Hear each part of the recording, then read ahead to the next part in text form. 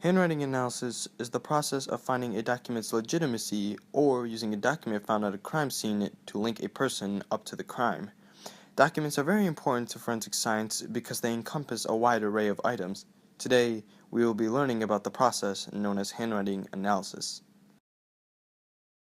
Handwriting analysis consists of slants and variations. To create slants, simply place a dot in the middle of the letter you are analyzing and then connect the dots.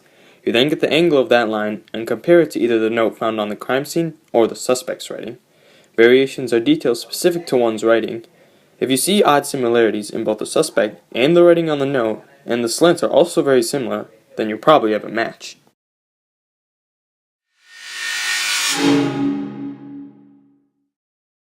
Blood in forensic science can help us determine the weapon of choice in the crime committed, direction of impact, and the angle of the blood and where it originated from.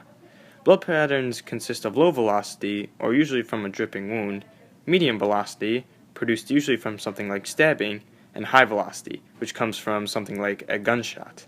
The size of the spatter gets smaller as you move from low velocity to high velocity. Also, by measuring the length and width of a blood stain and using the arc sine of the width divided by the length, you can get the angle of the spatter.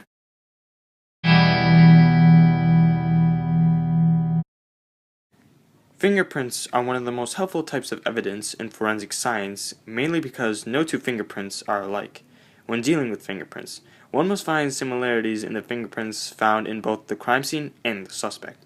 To do this, you must find points of identification on both fingerprints. These points are patterns on the fingerprints known as bifurcations, dots, islands, spurs, and much more. Whether it is rolling or dusting for fingerprints, those points of identification will truly help you in figuring out if your suspect is really the culprit behind the crime.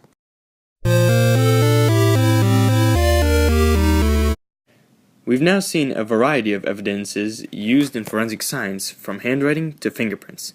Many people question as to whether some methods should still be used in forensic science, as some methods do not always produce the right outcome.